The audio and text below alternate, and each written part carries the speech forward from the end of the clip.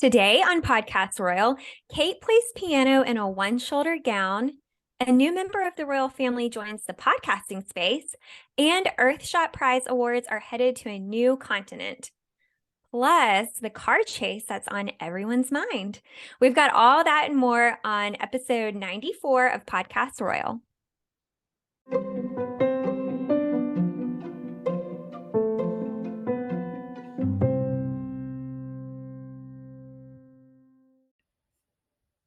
Want to make a podcast?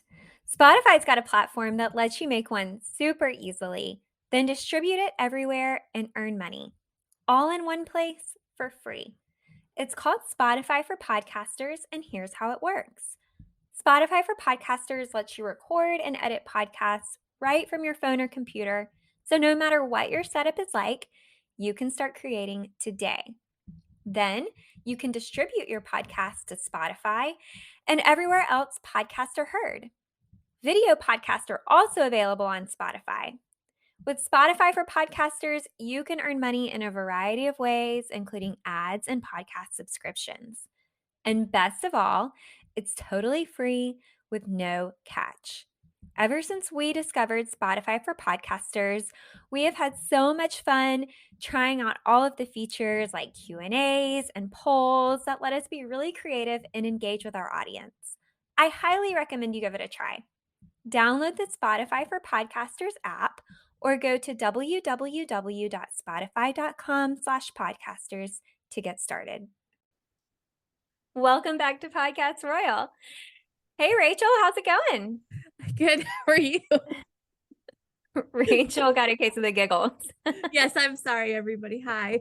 It's our post-coronation episode, and I want to mention at the top of the episode that we will break down the coronation. We are obviously very aware that it happened and our thoughts about it in our next episode, but we wanted to tackle the news today so that this episode didn't go incredibly long. So stay tuned next week for our coronation thoughts.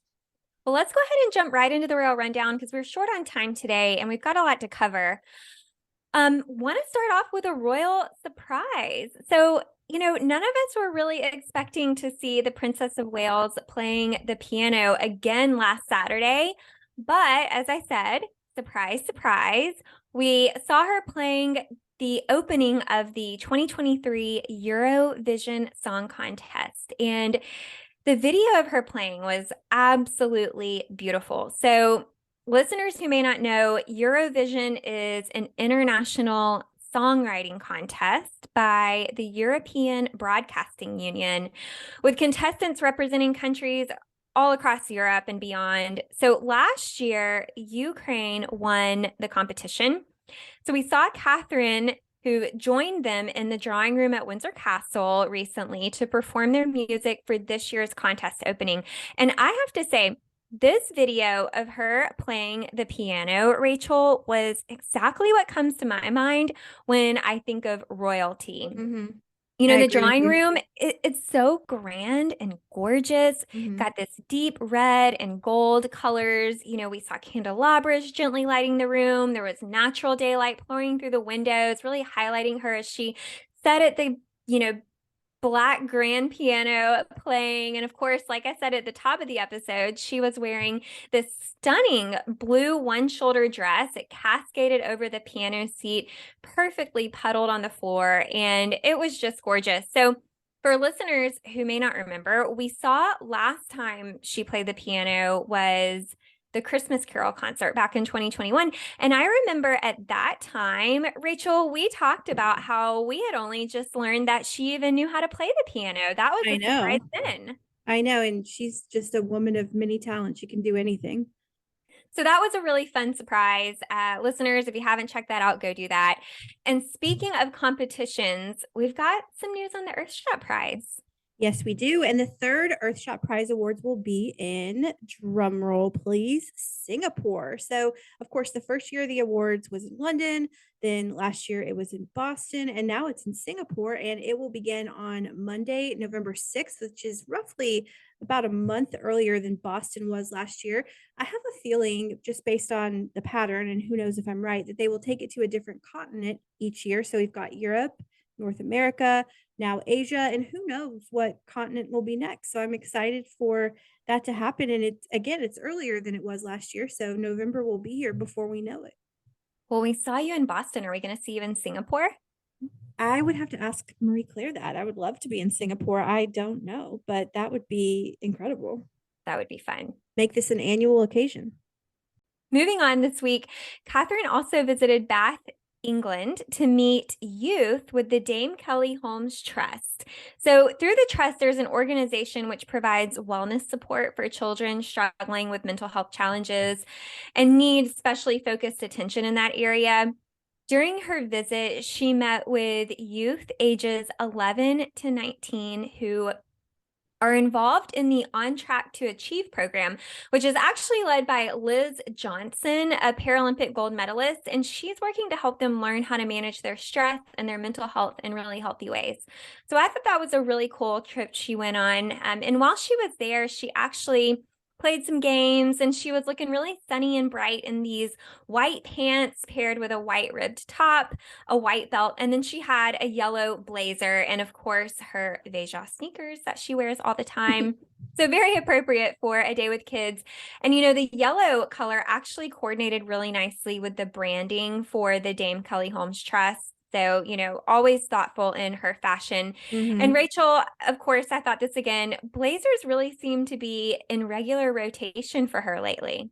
Yeah, and I love it. I love it when she pulls out a blazer. And by the way, I covered the blue color that is so prominent within the royal family, especially Camilla, for Marie Claire. So listeners, please check out that article. We've talked about it copious times on the show, and I finally wrote an article about it. So, and now Kate is in her blazer season, but she always has been. She's always loved blazers, and she looks great in them. Well, I actually came across your article recently and read it. I meant to text you about that. It was great. Yeah, what'd you think? I loved it. Really good job. Thank you. Well, we have a new royal podcaster on the scene, and this one is actually a member, or technically a former member anyway, of the royal family, and that would be Sarah Ferguson, Duchess of York, who is launching a weekly podcast called Tea Talks with the Duchess and Sarah. That's not like she has multiple personalities and she's the Duchess and Sarah. There's actually a co-host named Sarah Thompson, but I'll talk about that in a second. The podcast debuts next week. So Fergie, of course, is not the first royal podcaster. Her daughter Eugenie had a podcast. And of course, Meghan has Archetypes as well. So Fergie, as I said, will co-host the show with entrepreneur Sarah Thompson. Fergie says she will be spilling the tea on the show. So, of course, I'll be listening. And she's already spilling some tea. She revealed that her daughter, Eugenie, who I just mentioned a moment ago, is due any minute with her second child. Yay, that's so exciting. Yes, more royal babies to love. Well, Fergie is going to be busy writing books, podcasting, and, possibly relocating from Royal Lodge to Frogmore Cottage. So more on that, hopefully in the future. We'll see what comes of that. But she's not the only one on royal grounds who is looking like they're going to be moving. I don't know if you saw this story, Rachel, but Angela Kelly, the late Queen's dresser, is actually moving out of Windsor to the Peak District. Did you see that story? I did see that story come across. Yes, I did. Listeners may remember following the Queen's death, we actually discussed her living situation because she had been reassured by Queen Elizabeth that she would be provided somewhere to live even when she was no longer serving the monarch. So for reference, when a monarch passes, there can be changes in staff, and people who have been in positions for years could face losing a job or being transferred to another role, or, even possibly losing their living spaces. Listeners probably know, if they followed along with the royal family for very long, that Angela Kelly had become more than a staff member to Queen Elizabeth. The two were really best friends, and she worked for her for nearly 3 decades. Although she is being moved out of Windsor Castle, King Charles has actually honored the monarch's commitment and has purchased her a new home in the Peak District, which is just about 2.5 hours from Windsor. So she'll be able to stay there, and following her passing, the home will return back to the crown. She actually shared a photo on her Instagram account of her garden in Windsor, and she commented on the photo, "Getting ready to say goodbye. I am moving at last to my new home, which I will be able to call my home at last." She also shared a reel today of someone singing a song, and the lyrics were, I'm going to quote them here, "When your heart is feeling heavy and your mind is full of worry, Don't forget you've made it this far. You never know what's on its way to you. You never know what's around the corner. The good and bad times in the past have brought you right to this moment. Every chance and every fall has shaped you into who you are. So don't worry, just look around. Good things will come wherever you're going. So it sounds like she's feeling all the emotions about this and trying to step into this new chapter. But I think she's hopefully really happy with this transition. She'll be able to have her own place away from the royal hustle and bustle and really enjoy her retirement. So, sending lots of love and well wishes to Angela Kelly on her new journey, and much appreciation to King Charles for providing her with a place to live. Yeah, that was definitely the right thing to do. And I know that Angela Kelly meant so much to her late majesty. And so good job to the king for honoring that. And before we get into the latest Kate engagement, I just read today that her parents, Carol and Michael Middleton, just sold party pieces. Their party supply business, I think they've had party pieces since 1987. So that's Wow. nearly as long as we've been alive. So it's been around for a minute. They sold to entrepreneur James Sinclair. So even though I'm sure it was the right move for them, I no doubt that that has to feel bittersweet. Mm-hmm. So there's that news. I was not expecting that today. But back to Kate, she stepped out and continued her work for Mental Health Awareness Week at the Anna Freud Center, where she talked to experts about the latest research in mental health and talked to students about tackling anxiety. So Kate is a patron of the center and has been a longtime supporter. I'm sure we've talked about it on the show, and I am a big fan of all of this work around mental health awareness. It is so needed and so necessary. And before we get into likely the biggest Harry and Meghan story of the week, I'm sure listeners, you know what that is. I wanted to also make mention that a piece ran in the New Yorker from Spare ghostwriter J.R. Moehringer that I found very interesting. I encourage all of you listeners to check it out. He talks about Harry and he having a fight over the content in Spare. He talks about visiting Montecito and Meghan bringing him goodies out to the guest house, and it's a very interesting piece. And we also saw Harry and Meghan take part in their own mental health awareness event, talking about social media with teens in Santa Barbara earlier this week. Tomorrow, actually, the 19th is, or I guess today, as that is when this episode will come out, is the Sussex's 5th wedding anniversary. Unbelievably, I can't believe it's been 5 years. So happy anniversary to them, and what a week they've had. Quite the week. Okay, Rachel, let's get into the big buzz story everyone is waiting for. So Harry, Meghan, and her mom Doria were in New York City for the Women of Vision Awards, and we'll talk about that first. But the next day, news broke that they were in a high-speed car chase with paparazzi, according to their spokesperson. Now more details have come out that seem to conflict with some of their claims and has a lot of eyebrows raising. So let's dive into the full story. Why don't you start with telling us about the event? Yes. So as you said, Meghan was honored at the 2023 Women of Vision Awards in New York City on Tuesday. She brought along Harry and her mom, Doria Ragland, as surprise guests. And at the event, Meghan wore a gorgeous strapless gold dress by Johanna Ortiz. And once they left the event, they walked out to a car. There were several photographers taking photos, as to be expected. They didn't seem to mind. Meghan was smiling. It all seemed to be okay. Everyone looked to be keeping their distance. And then So, like I mentioned, the next day, a statement was released from their spokesperson stating, last night, the Duke and Duchess of Sussex and Miss Raglan were involved in a near catastrophic car chase at the hands of a ring of highly aggressive paparazzi. This relentless pursuit, lasting over 2 hours, resulted in multiple near collisions involving other drivers on the road, pedestrians, and two NYPD police officers. While being a public figure comes with a level of interest from the public, it should never come at the cost of anyone's safety. Dissemination of these images, given the ways in which they were obtained, encourages a highly intrusive practice that is dangerous to all involved. So this story starts spreading like wildfire across the news once that statement was dropped. And I have to say, Rachel, as soon as I saw the headlines, I thought something seemed a little off about this. It didn't really seem quite right to me, but I know you've got some more details. yeah, so then we get a statement from the NYPD saying on Tuesday evening, May 16th, the NYPD assisted the private security team protecting the Duke and Duchess of Sussex.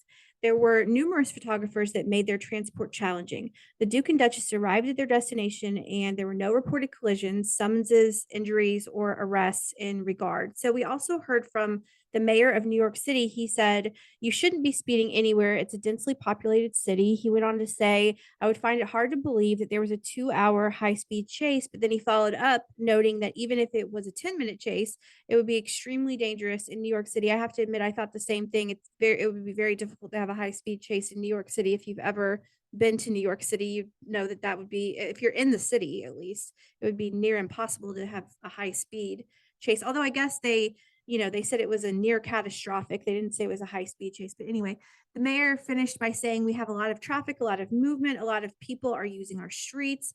Any type of high speed chase that involves something of that nature is inappropriate." So next we start hearing from others involved. It's been reported that Harry and Meghan had their own private security vehicles and drivers to transport them.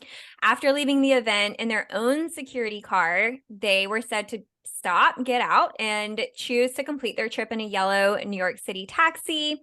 We've seen photos of them in the taxi.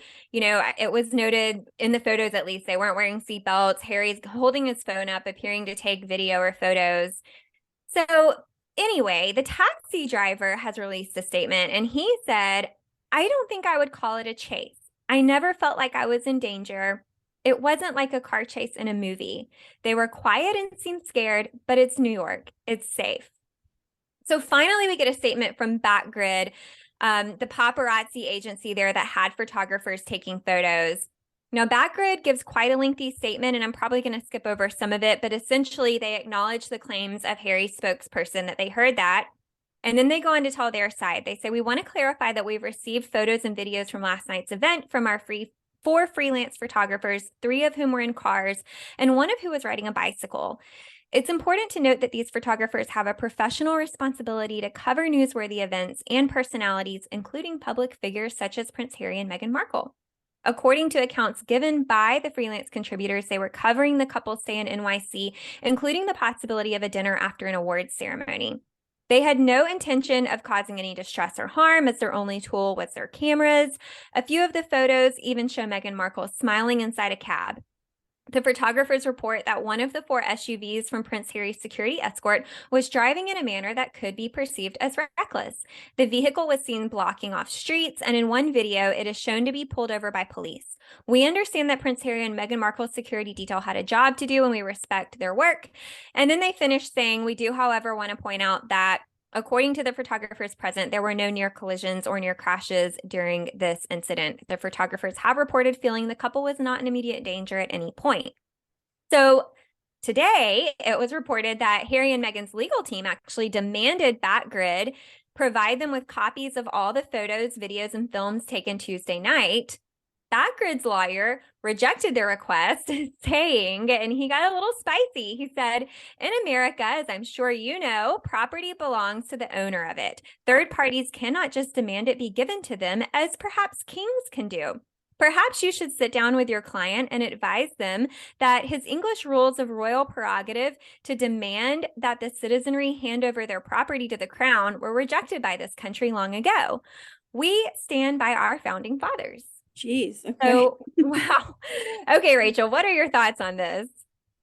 Well, I mean, I think it will all come out in the wash, but I am positive that that had to be extraordinarily triggering for Harry, especially considering that being chased by the paparazzi is how his mother died, 25, nearly going on 26 years ago.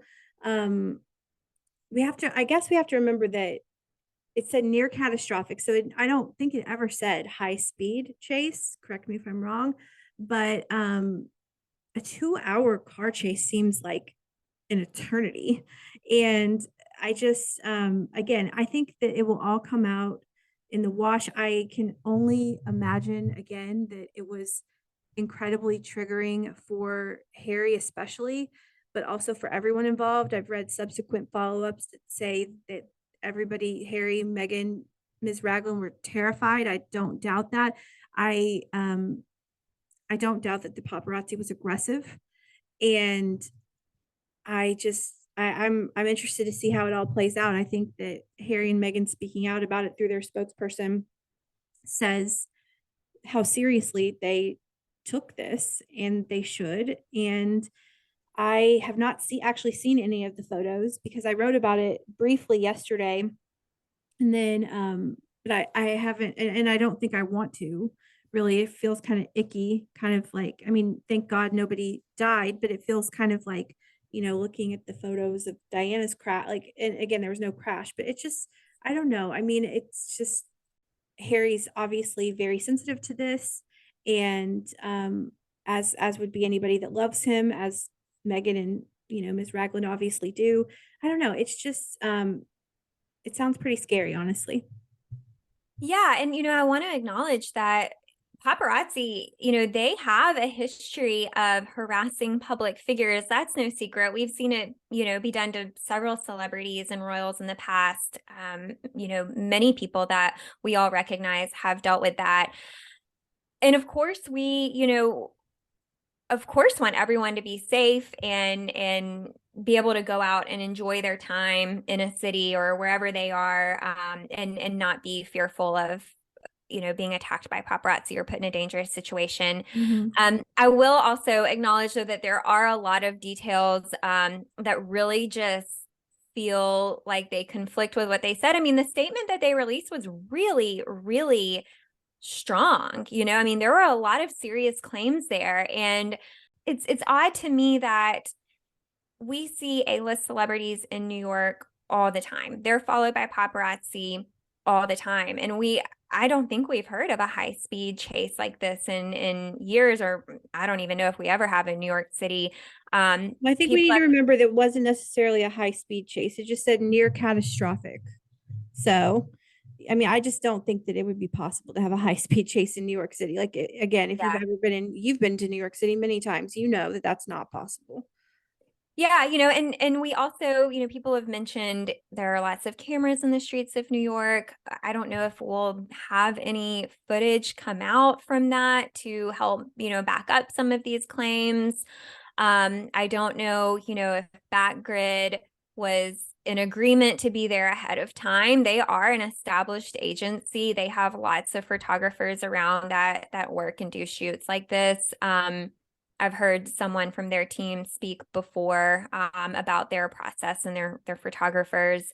So there's just a lot, going on that, again, the security of Harry and Meghan, why were they, if they were driving recklessly and they weren't being chased, why that? But also, why did they let them out and get into a cab? Because that feels sort of dangerous too. So I don't know. I mean, there's a lot going on here, a lot of unanswered questions and a lot of things that don't seem to add up off the, just in hearing this. And we may hopefully likely have more come out in the coming days, Oh, more I'm details. sure. Still a pretty new developing story as we're recording this. So, we'll update everyone as we hear more, but I feel like those are pretty harsh claims by their spokesperson, though, that I certainly hope that they're not exaggerated.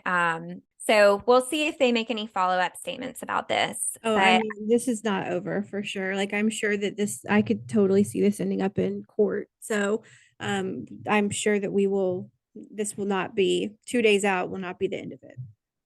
well, we'll definitely follow up with that. And we've got one more quick story before we close up this episode. We're going to do royals around the world now. So let's jump into this segment. Like I said, we're going to keep it short. I just want to mention one story here, and we'll include more in our next episode. But King Carl Gustaf of Sweden celebrated his 77th birthday with a new balcony. What Oh, a fun okay. birthday present. Okay. So, the Royal Palace of Stockholm, or Stockholm Palace as it's sometimes referred to, was originally built in 1754. And there's an upper level that has double doors that really have just opened up to nothing for years and years and years. Apparently, the original plan for the palace was for the doors to lead out to a balcony, but it was never completed when the palace was built. So Hmm. we've got some original architectural drawings of the building plans that do show a balcony in the drawings, and some people have come out and claimed that, it's possible maybe at some point one existed, but then it was demolished along the way and we just don't know. But they also acknowledged that they don't really have any records ever proving that a balcony was constructed. So recently, they decided to go ahead and complete the balcony in time for the king's birthday. And the royal family will now be able to come out and be present on the balcony during big celebrations, much like what we see at Buckingham Palace. And they did, for his birthday, appear on the balcony together this year. So I thought that was a fun, nice story. And again, happy birthday. Yeah, look at that What a beautiful balcony. You included a photo of it. I actually I, kind of prefer this to Buckingham Palace. So it's yeah, beautiful. it's really nice. Yeah, what a great birthday present. I like that. What do we call that? Like an awning or something like that? It's really beautiful. Gorgeous. Well, happy birthday to the king. Nothing like in a balcony for your birthday. That's what happens when you're king, I suppose. Well, anything else for the good of the order? Again, listeners will be back next week to chat about the coronation and our thoughts and break that down, but we didn't want to not include the news, the non-coronation news. So anything else for the good of the order before we wrap up? That's all I've got.